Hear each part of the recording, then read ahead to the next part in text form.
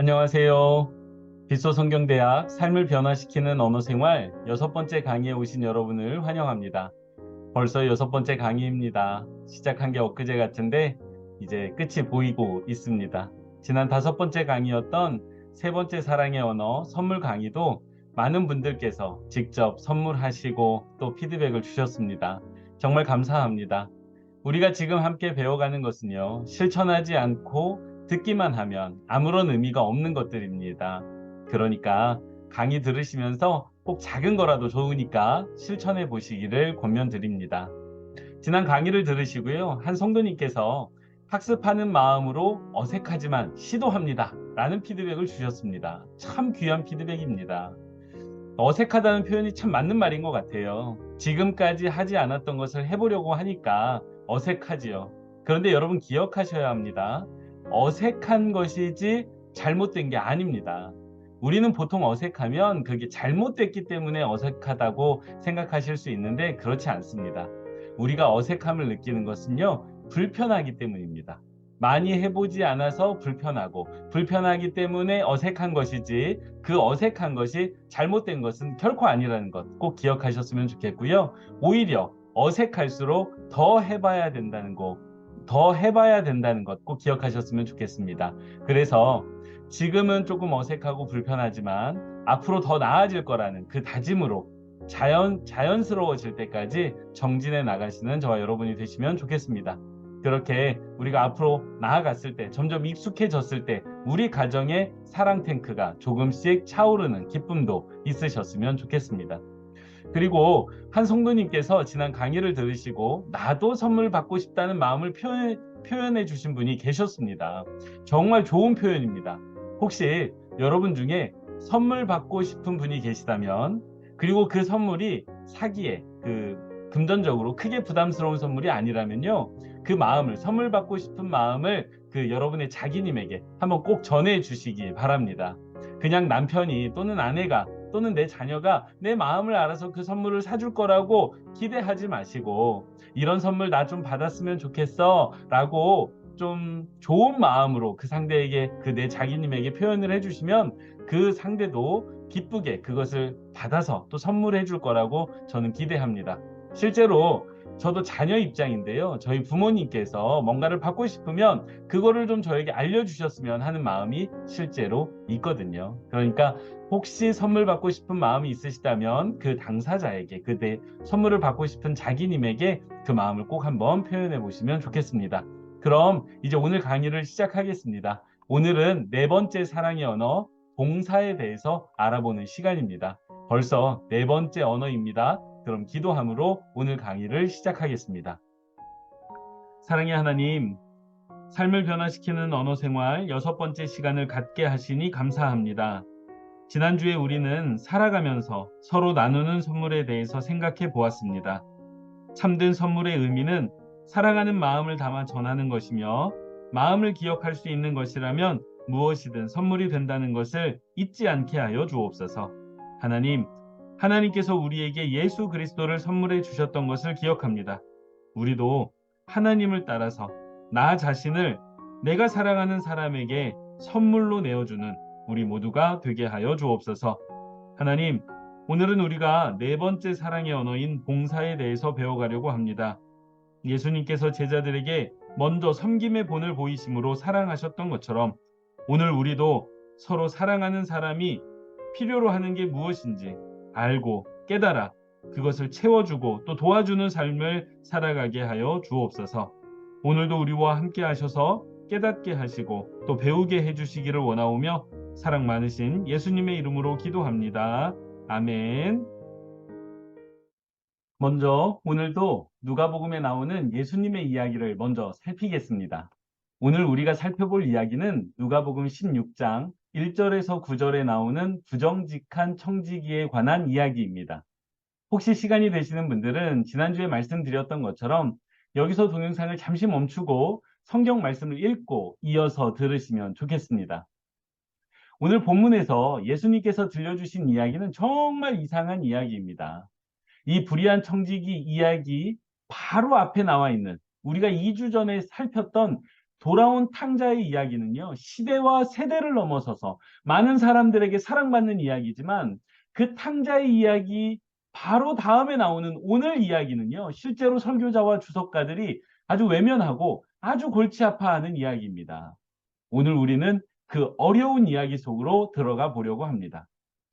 오늘 이야기의 주인공은요, 어떤 부자의 재산을 맡아서 관리하던 청지기입니다. 그런데 이 청지기는요, 좋은 청지기가 아니었습니다. 왜냐하면 주인의 재산을 함부로 낭비하던 청지기였기 때문입니다. 그러니까 정직하게 주인의 재산을 관리하지 않았고요. 사적으로 자신의 유익을 위해 주인의 재산을 착복하던 불의한 청지기입니다. 그런데 이 소문을 누가 듣게 되느냐? 주인이 듣게 됩니다. 그리고 이 청지기를 불러서 그만 이 청지기를 내려놓고 떠나라고 이야기를 합니다. 여기에서 우리는 주인의 아주 중요한 특징 한 가지를 먼저 보게 됩니다. 그건요, 이 주인이 매우 자비로운 사람이라는 것입니다. 왜냐하면요, 주인은 자신의 재산을 횡령한 이 청지기를 고발하거나 매질하는 게 맞았습니다. 하지만 그렇게 하지 않았지요. 그냥 아주 조용히 떠나라고 했습니다. 이를 통해서 우리가 먼저 확인할 수 있는 그 이 주인은, 이 이야기에 나오는 주인의 성정은 다른 사람을 매우 자비롭게 대하는 그런 사람이라는 것입니다. 그 본문의 이야기를 계속 이어가겠습니다. 이렇게 청지기 직분을 빼앗긴 청지기는 속으로 생각합니다. 아, 큰일 났다. 이제 어떻게 하지? 땅을 파서 농사를 지으며 살아가자니 힘이 없고 다른 사람에게 빌어먹자니 부끄럽구나. 어떻게 살아가야 하나 이렇게 고민하던 청지기가 한 가지 꾀를 냅니다. 그건요, 자기 주인에게 빚진 사람들을 불러다가 그 사람들의 빚을 탕감해 주는 것입니다. 그렇게 그 사람들의 빚을 탕감해 주면 자신이 주인의 집에서 쫓겨났을 때 그 빚을 탕감받은 사람들이 나를 받아줄 거라고 기대한 것입니다. 이 꾀를 낸 청지기는 바로 실천에 옮깁니다. 기름 100마를 빚진 사람은요, 그 절반 50말로 깎아주고 밀 100섬을 빚진 사람은 80말로 깎아줍니다. 자기 임의대로 그렇게 했습니다. 이 또한 원리 원칙대로 보면 주인의 재산을 함부로 사용한 것이지요. 이것도 잘못된 것입니다. 다만 여기에서 우리가 조금 다르게 보아야 할 것은 그 불의한 청지기가 이번에는 그 주인의 재산을 나를 위해서 착복하지는 않았다는 것입니다. 그러면 누구를 위해서 그거를 함부로 사용한 거죠? 타인의 유익을 위해서 주인의 재산을 사용했다는 그 점이 다릅니다. 그런데 이 청지기가 이렇게 했다는 사실을 주인이 또 알아버립니다. 어떻게 했을까요? 당연히 큰 벌을 내려야 하지 않겠습니까? 자신의 허락도 받지 않고 자신의 재산을 사용한 것이니까 지난번에 잘못한 것까지 가중처벌을 내려도 시원치 않을 상황입니다. 그런데요, 놀랍게도 주인은 이 청지기를 처벌하지 않습니다. 처벌하지 않을 뿐만 아니라요, 오히려 이 청지기를 칭찬합니다. 여기에서 우리는 이해가 되지 않습니다. 과연 이게 칭찬받을 일인가? 주인은 왜 이 불의한 청지기를 칭찬했는가라는 의문이 듭니다. 그런데 여기에서 우리는 한 가지를 아주 주목해서 봐야 되는데 그게 뭐냐 하면 이 주인이요, 이 불의한 청지기에게 아주 무조건적인 은혜를 베풀고 있다는 사실입니다. 그리고 바로 이 포인트에서요, 이 불의한 청지기에게 무조건적인 은혜를 베풀고 있다는 이 포인트에서 이 불의한 청지기는 바로 앞서 나오는 그 누가복음 15장에 나오는 돌아온 둘째 아들의 이야기와 기가 막히게 연결이 됩니다. 누가복음 15장에 나왔던 둘째 아들과요, 이 16장에 나오는 불의한 청지기는 매우 궁핍한 상황에 처했고요. 낭비하고 탕진한 인생밖에는 보여줄 것이 없는 사람이라는 점에서 정확하게 같습니다. 한 사람은 아들 노릇을 망쳐버렸고 한 사람은 관리인 노릇을 망쳐버렸습니다. 둘 모두 자신들이 받았던 신뢰를 저버린 사람들입니다. 은혜 받을 자격이 없는 사람들이지요. 그런데 이 둘 모두가 놀라운 은혜를 경험합니다. 이해할 수 없는 은혜지요. 아들은 아버지로부터 후한 대접을 받았고 청지기는 주인으로부터 칭찬을 받았습니다. 그러니까요, 이 불의한 청지기 이야기에서 중심이 되는 것은 이 이야기만 놓고 보면, 이 불의한 청지기 이야기만 놓고 보면 이해가 되지 않지만 앞서서 살펴보았던 그 돌아온 둘째 아들의 이야기에서부터 쭉 그 흐름을 살펴보면 이 불의한 청지기 이야기의 중심이 청지기가 했던 불의한 행동을 왜 주인이 칭찬했는가가 아니라, 그게 이야기의 중심이 아니라 그런 불의한 청지기에게조차 은혜를 베풀고 구원을 베푸는 주인, 즉 우리 하나님이 중심이 되는 이야기라는 것입니다. 그리고 이 주인의 은혜 안에서, 이 절대적인 은혜 아래에서 이 불의한 청지기 이야기를 다시 바라보면요, 그제서야 청지기의 변화가 우리 눈에 보입니다. 이 청지기는 원래 주인의 재산을 나를 위해 횡령하던 사람입니다. 그런데 이 사람이요, 주인의 절대적인 은혜를 경험합니다. 그리고 어떻게 살게 됩니까? 그는 자신이 받은 은혜를 나누면서 살게 됩니다. 그걸 어떻게 할 수 있느냐고요? 앞서 기름 100말 빚진 사람을 50말로 깎아주잖아요. 밀 100섬 빚진 사람을 80섬으로 깎아주지 않습니까? 나만을 위해서 살아가던 사람이 이제 그 주인에게 받은 은혜를 다른 사람과 나누기 시작했다는 것을 본문이 이미 보여주고 있습니다. 그렇게 보면 이 이야기에 나오는 불의한 청지기가 누구일까요? 바로 우리입니다. 그리고 이 이야기를 통해서 우리의 언어 생활, 즉 우리의 말을 돌아보면요, 하나님께서 우리에게 맡기신 게 뭐냐? 이 청지기 된 우리에게 맡기신 게 바로 우리의 언어, 우리의 말을 맡기셨다는 거예요. 잘 관리하라고, 잘 사용하라고, 우리에게 너무나도 소중한 우리의 말과 언어를 주셨습니다. 근데 우리는 우리의 언어를 어떻게 사용했습니까? 먼저 저부터요, 이 소중한 말을 나 자신을 위해서, 내 마음과 생각만을 지키기 위해서 사용할 때가 너무나도 많습니다. 그리고 이 말을 통해서 다른 사람에게 상처 줄 때도 너무나도 많았습니다. 나에게 주신 이 소중한 말을 잘 사용하지 못한 것입니다. 마치 누구처럼요? 불의한 청지기처럼. 그 불의한 청지기가 주인의 재산을 함부로 사용했던 것처럼 나도, 우리도 우리의 말을 함부로 사용한 것입니다. 그래서요, 우리도 주인의 절대적인 은혜가 필요합니다. 그리고 그 은혜가 우리에게 임하면 나 자신만을 위해서 함부로 사용하던 우리의 말이 변해서요, 다른 사람이 가지고 있는 빚을 탕감해 주는데 사용하게 되는 것입니다. 누구처럼요? 불의한 청지기처럼요.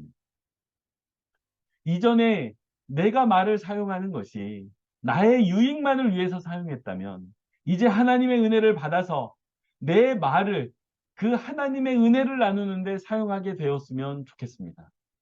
정말 이렇게 되면 참 좋은 일 아니겠습니까? 부디 우리 모두에게 은혜가 있어서요, 이 불의한 청지기에게 일어났던 변화가 우리 모두에게 있어서 우리의 말이 나를 위해 사용하는 게 아니라 그 하나님의 은혜를 나누고 다른 사람에게 유익을 끼치는 데 사용하기를, 그런 우리의 언어 생활이 되기를 소망해 봅니다. 이제 이어서 오늘의 주제인 네 번째 사랑의 언어, 봉사에 대해서 생각해 보는 시간을 갖도록 하겠습니다. 첫 번째 살펴볼 게 이제 귀찮은 집안일, 놀라운 집안일인데요. 여러분은 집안일에 대해서 어떻게 생각하십니까? 귀찮은 일이라고 생각하시나요? 아니면 놀라운 일이라고 생각하십니까? 보통 우리는 집안일을 좀 쉽게 생각하는 경향이 있습니다. 왜냐하면 집안일은 어렵지도 않고 금방 할 수 있는 일이라고 생각하기 때문입니다. 또 누구라도 맘만 먹으면 할 수 있는 일이라 생각하고요, 힘든 일도 아니라고 생각합니다. 그런데요, 이렇게 생각하는 사람은, 집안일에 대해서 이렇게 쉽게 생각하는 사람은 사실 집안일을 별로 안 해본 사람입니다. 집안일을 직접 꾸준히 해본 사람은요, 누구나 집안을 청결하고 정리된 상태로 유지하는 게 얼마나 어렵고 힘든 일인지를 잘 알고 있습니다. 그래서 집안일을 안 해본 사람은 집안일을 좀 귀찮고 좀 낮추어 생각하는 경향이 있습니다. 그거는, 그리고 그거는 내가 할 일이 아니라고 생각합니다. 반면에요, 집안일을 꾸준히 해본 사람은 압니다. 집안일을 잘하기 위해서는 머리도 좋아야 하고요, 부지런해야 하고요, 가족을 사랑하는 마음도 있어야 한다는 것을 잘 압니다. 그리고 결정적으로 집안일을 열심히 해서 집안이 안정이 되어야 이 집에서 살아가는 가족들이 행복하다는 것을 알기 때문에 집안일을 열심히 하는 것이지, 집안일이 적성에 맞거나 무조건 즐겁기만 해서 하는 건 아니라는 것입니다. 이렇게 생각해 보면요, 집안일은 귀찮은 일이 아니라 사실 놀라운 일입니다. 이렇게 집안일을 놀라운 일이라고 생각하면 그 안에, 이 집안일 안에 봉사라는 사랑의 언어의 비밀이 숨겨져 있다는 것을 우리가 알게 됩니다. 때로는요, 우리가 집에서 간단한 집안일을 해주는 것이 결정적인 사랑의 표현이 될 수 있습니다. 귀찮은 허드렛 일을 해주는 것이 아내에 대해서, 남편에 대해서, 자녀에 대해서, 친구에 대해서, 내 자기님에 대해서 내 헌신을 보여주는 강력한 표현이 될 수 있다는 것입니다. 그리고 우리는 이 사랑의 언어를 봉사라고 부릅니다. 이 봉사에는 사랑하는 사람을 위해 요리를 하고요. 식탁을 정리하고 설거지를 하고 청소기를 돌리고 변기를 닦고 세면대에서 머리카락을 치우고 자동차 세차를 같이 하고 음식 쓰레기를 버리고 아기 기저귀를 갈아주고 침실 이불 정리를 하는 것과 같은 일상에서 우리가 꼭 해야 하는 것들이 포함됩니다. 봉사에는 이런 것들이 포함되는데요. 그런데 이렇게 우리가 적어놓고 보면 제가 방금 말씀드렸던 일들 있죠. 뭐 세면기를 청소한다거나 이불을 정리한다거나 세차를 한다거나 이 일들은요. 우리가 살아가면서 누군가는 반드시 해야 하는 일입니다. 그런데요. 막상 일상에서 내가 그것을 하려고 하면 쉽지 않습니다. 그래서 이런 일들을 하려고 하면요. 내가 언제 할 수 있는지 생각하고 계획을 세워야 하며 시간을 내서 의지적으로 노력하는 게 필요합니다. 실제로 저희 집에서 저는 화장실 청소를 담당하고 있습니다. 변기도 청소해야 되고 세면대도 청소하고 바닥도 청소해야 합니다. 그런데 이 화장실 청소가 간단하게 할 수 있는 것 같아도요. 막상 해보면 한 30분 넘게 필요합니다. 그래서 저는 이 화장실 청소를 하려고 하면 이번 주 언제 시간이 되나? 그거를 좀 살펴보고 아 이때가 시간이 되니까 이날 퇴근해서 화장실 청소를 해야 되겠다라고 계획을 세우고 그날 집에 가서 쉬고 싶은 욕망을 이겨내야 됩니다. 그 욕구를 이겨내고 그 쉬고 싶은 욕구, 소파에 가서 눕고 싶은 욕구를 이겨내고 화장실에 들어가서 매우 의지적으로 해야만 되는 일, 그게 바로 화장실 청소입니다. 그러니까 이 봉사라는 사랑의 언어도 그냥 되는 게 아니라는 이야기입니다. 그런데 집안에서요. 이런 봉사를 이렇게 쉽게 되지 않는 봉사를 그래서 누군가 시켜야만 하는 봉사를 때로는 잔소리를 들어야만 하는 이 봉사를 내가 스스로 내가 사랑하는 가족을 위해서 내가 사랑하는 사람을 위해서 기쁘게 한다면 그리고 자발적으로 한다면 그때 이 봉사는요. 놀라운 힘을 갖고 상대방의 사랑 탱크를 채우게 됩니다. 제가 만약에 제 아내가 화장실 청소를 해달라는 이야기를 하기 전에 먼저 알아서 한다면 제 아내의 사랑 탱크가 더 채워지지 않겠습니까? 아직까지 제가 부끄럽지만 자발적으로 먼저 한 적이 없었습니다. 그런데 이번 주에는 한번 자발적으로 먼저 기쁘게 해봐야 되겠습니다. 여러분께서도요, 집에서 자발적으로 무엇인가를 한번 집안일을 해보시기 바랍니다. 만약 한 번 했는데 반응이 없다면 두 번 해보시고요. 그 두 번 했는데도 없다면 세 번 해보시고요. 그래도 없다면 반응이 있을 때까지 한번 해보시기 바랍니다. 그런데요, 우리가 그렇게 집안일을 도와줄 때 내가 사랑하는 사람의 집안일을 도와줄 때 그 상대방의 사랑 탱크는 반응이 없더라도 점점 채워져 가고 있다는 것을 꼭 기억하시면 좋겠습니다. 그런데 이렇게 그 집안일을 자발적으로 기쁨으로 하기 위해서 필요한 게 하나 더 있습니다. 그거는 내 자기님이 어떤 도움이 필요한지 알아야 한다는 것입니다. 내 자기님이 필요한 걸 도와줘야지 필요로 하지도 않는 걸 도와주면 그건 사랑의 언어로서의 봉사가 될 수 없습니다. 그래서요. 사랑의 언어로 봉사를 하려면 내 자기님이 필요한 봉사가 무엇인지 먼저 알고 그래서 그것을 도와줘야 되는데 그 어떤 도움이 필요한지 알기 위해서는요. 평소 일상의 삶을 또 잘 관찰해 봐야만 합니다. 마치 선물을 잘하기 위해서 관찰해야만 했던 것처럼 봉사를 잘하기 위해서도 관찰해야 합니다. 사실 모든 사랑의 언어, 5가지 사랑의 언어를 배우게 되겠지만 벌써 4번째이지만 이 모든 사랑의 언어가 상대방에 대한 관심과 관찰에서 시작합니다. 인정하는 말도 함께하는 시간도 선물도 봉사도 모두 상대방에 맞추어야 하기 때문에 내 자기님을 잘 관찰하면서 잘 배워갈 때 우리가 사랑의 언어를 잘 할 수 있다는 것을 먼저 기억하셨으면 좋겠습니다. 다음으로 살펴볼 것은 봉사는요. 이 사랑의 언어 봉사는 예수님의 사랑 언어이기도 하다는 사실입니다. 물론 예수님은 5가지 사랑의 언어를 다 사용하셨습니다. 하지만 특별히 봉사를 강조하신 부분이 있었습니다.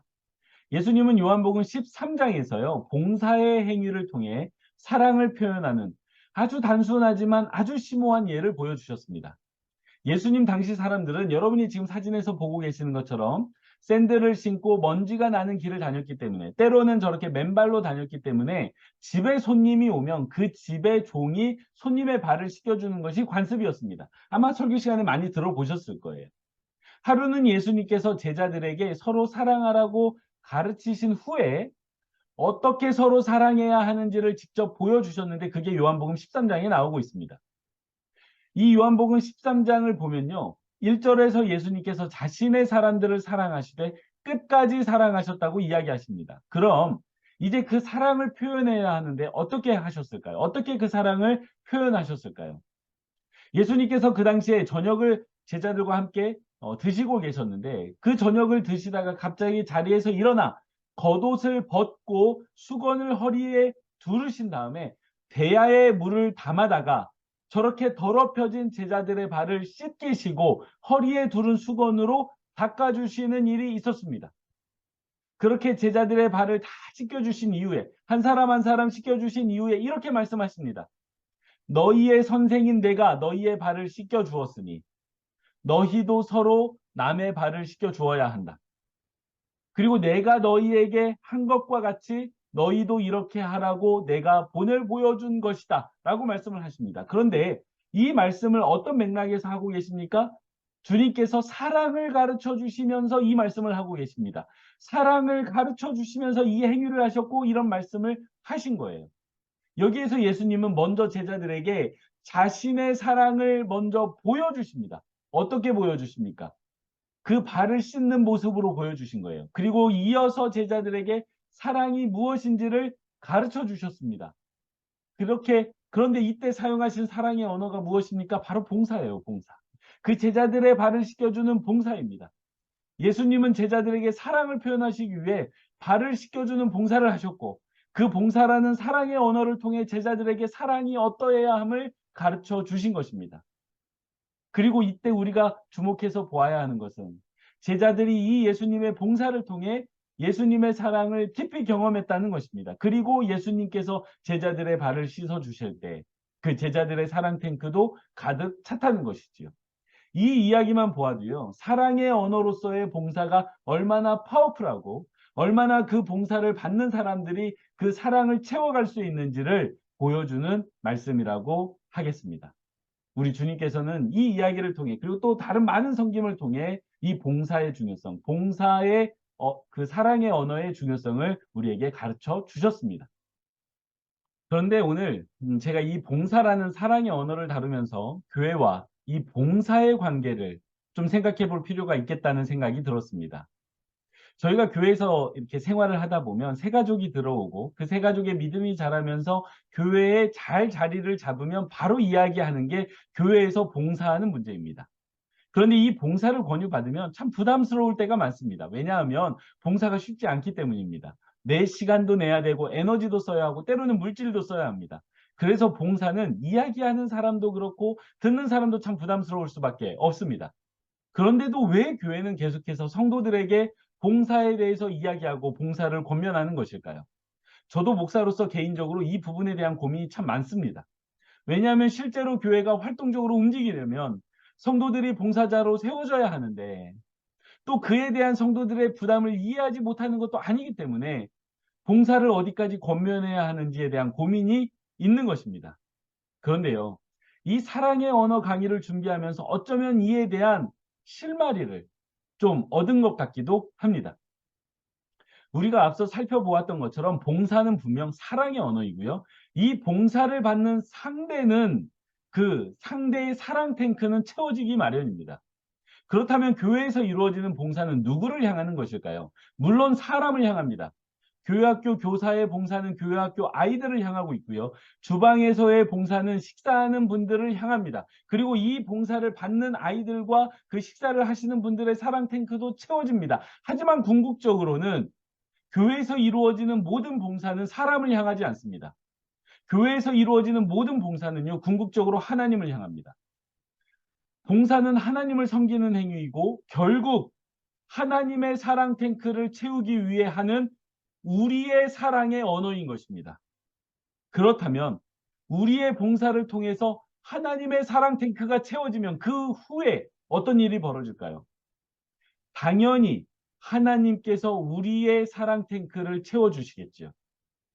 이 사랑의 언어의 원리가 이렇습니다. 내가 상대방의 사랑 탱크를 채워주면 그 사랑 탱크가 채워진 그 사람이 다시 사랑을 나에게 베풀어서 내 사랑 탱크도 채워진다는 거예요. 이 상호 교류성인데, 이 원칙을 이 하나님과 나와의 관계로 적용해 보면 우리가 봉사를 통해서 하나님의 사랑 탱크를 채워주면, 그래서 하나님의 사랑 탱크가 채워지면 그 하나님께서 우리에게 다시 은혜를 베푸셔서 우리의 사랑 탱크를 채워주신다는 그것이 가능해집니다.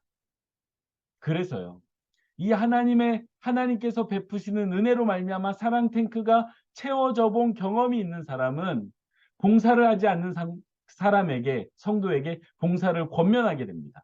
왜냐하면 봉사가 필요하기 때문이 아니라 그 봉사를 해야만, 그 봉사의 사랑의 언어를 통해서 하나님의 사랑 탱크를 채워야만 내가 하나님의 은혜를 받을 수 있다는 것을 알기 때문입니다.